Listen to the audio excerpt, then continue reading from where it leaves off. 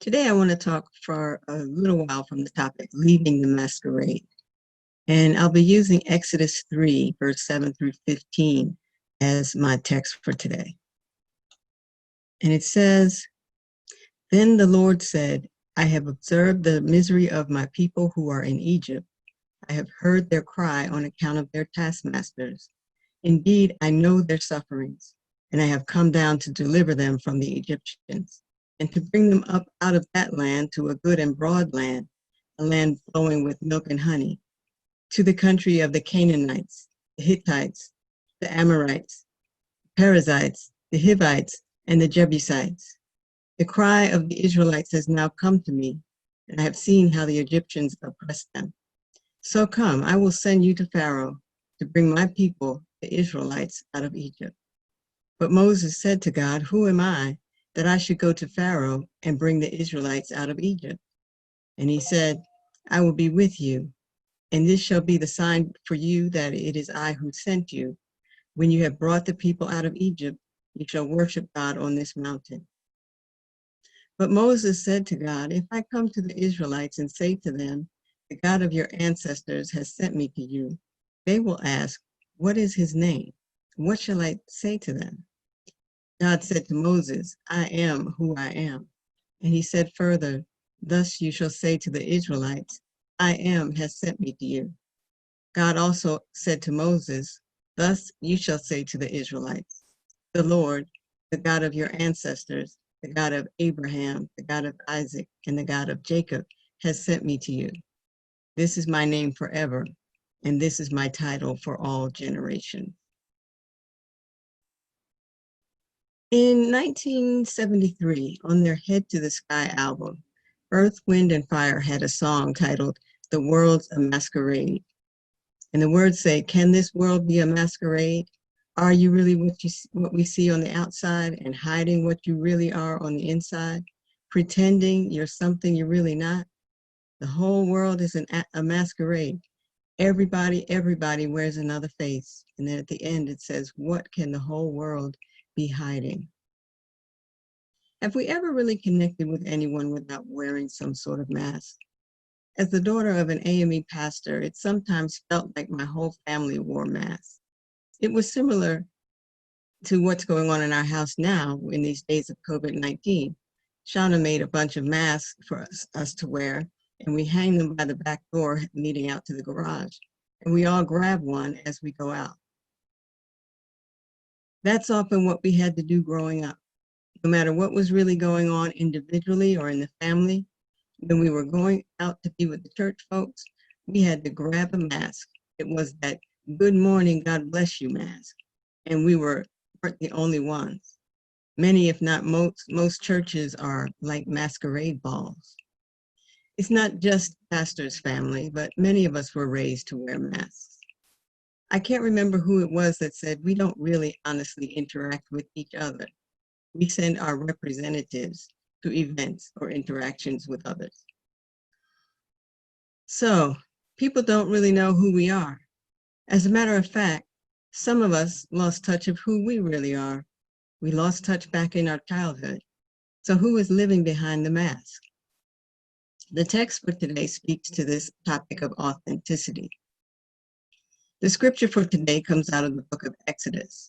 I mentioned last week, Exodus tells the story of the Israelites being released from bondage and leaving Egypt. The book itself was really compiled in the 6th century BCE, when the Israelites were suffering under Babylonian and Persian domination. The text is not just a good news historical account. It was to remind the Israelites that God was still with them.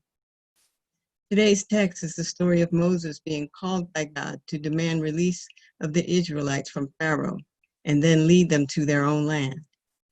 Most, if not all of us, have heard the story about Moses tending his father-in-law's flock and being drawn to a bush that burned but was not consumed. That was the beginning of the theophany, where God would connect with a real conversation with a human being, Moses.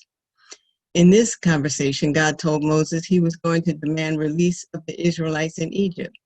In response, Moses said, "Who am I that I should go to Pharaoh and bring the Israelites out of Egypt?" Who am I? That's a question that puts many of us on pause. We may have a dream or something we're supposed to do, we're here to do, but we get blocked by, who am I to do that? We, like Moses, begin to find every reason why something will not work. I'm too old. Who would listen to me? I've never seen anyone do anything like that that looks like me. I've tried that before and it didn't work. Moses stayed in the conversation with God to hear God tell him, I'll be with you. Then Moses asked a very reasonable question. He said, who are you? Clearly, the Egyptians and the Israelites needed to know whose power was behind Moses. What would push Pharaoh to comply? And what would make the Israelites want to follow? In response, God speaks not only to Moses and not only to the 6th century Israelites, but also speaks to us. The reply was, I am who I am. I am is an infinite possibility identification. Another translation says, I will be what I will be. God is the power for life, the power of being, the power of newness, more expansive than anything we can imagine. God knew more about Moses' ability than Moses did. Where Moses only saw himself as a shepherd, God saw him as a liberator. And if you look back on his life, it becomes clear that Moses was being uniquely positioned for this task. He was saved from the destruction of the Israelite boys. He was found by Pharaoh's daughter, raised among the Egyptians, and ended up back free and available for this assignment to lead the Israelites. Moses did not plan this overwhelming vocation, but his life did. There's a difference between profession and vocation. A profession will earn you money, but vocation is something different.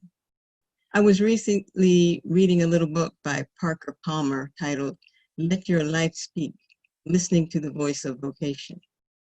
In the book, Palmer suggests that most of us strive for external goals rather than listening for what feels authentic to us. He defines vocation as something you can't not do for reasons I'm unable to explain to anyone else and don't fully understand myself, but that are nonetheless compelling. He says further, before you tell your life what you intend to do with it, listen for what it intends to do with you. Before you tell your life what truths and values you have decided to live up to, let your life tell you what truths you embody and what values you represent. When I look at my life today, I'm more at peace than I've ever been, partially because I'm older, but mostly because I stopped trying to fit into other people's expectations, restrictions, or style.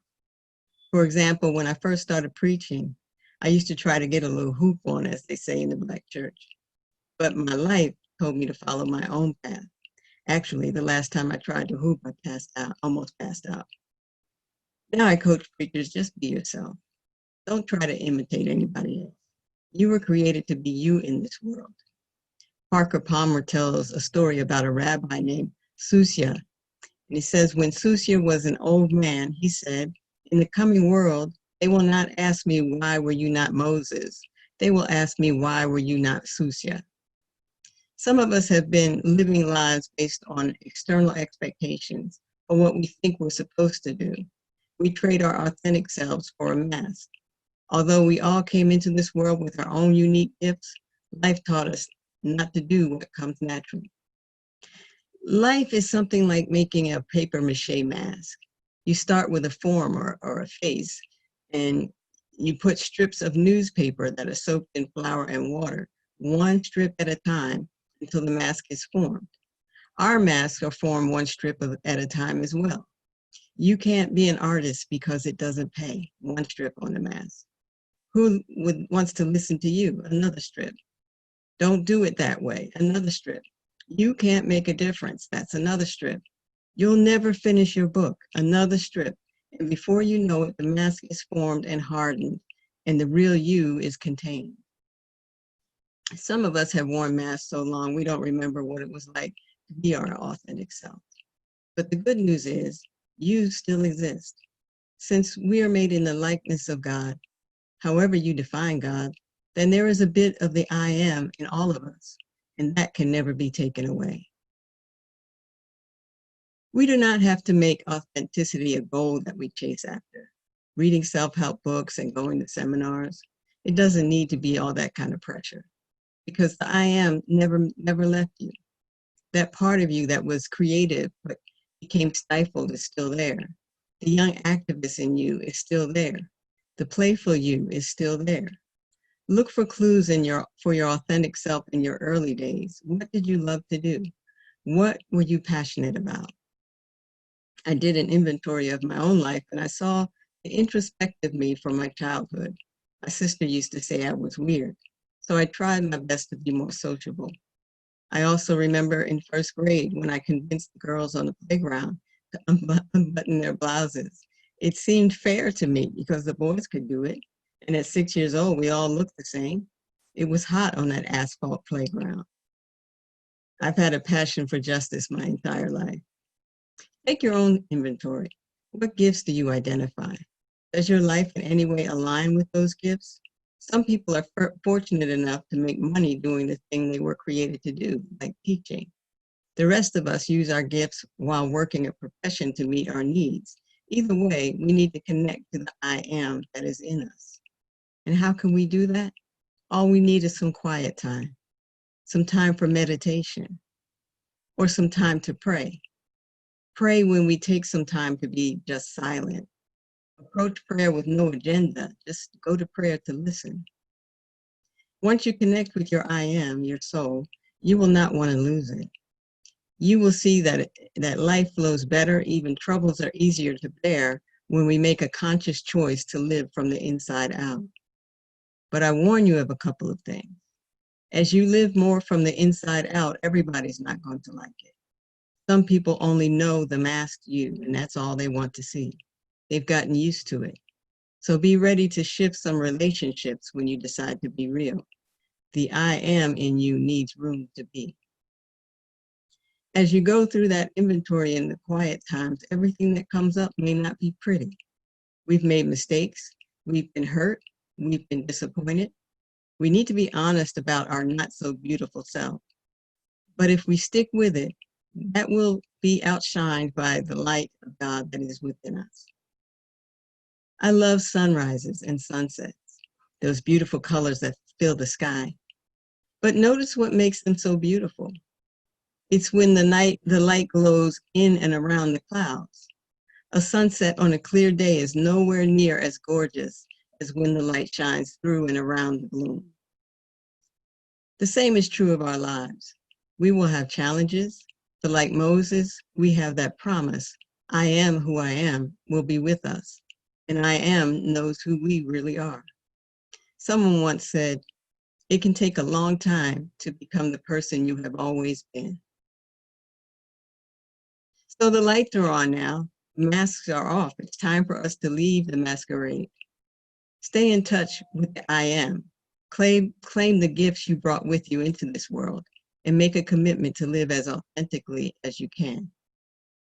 Go to the mirror sometime today and look yourself in the eye and say, I am. Say hello to the God in you and say hello to the gifts you've been given that are still there. William Stafford said, ask me whether what I have done is my life. I like that. Ask me whether what I have done is my life. Let's live our lives in such a way that we'll all be able to say yes. Thanks for listening. Join us next week at 10 a.m. Eastern Time via Zoom. Send me an email to drkathi100@gmail.com. That's drkathi100@gmail.com. And I'll send you the information so you can join by Zoom. Well, have a great week.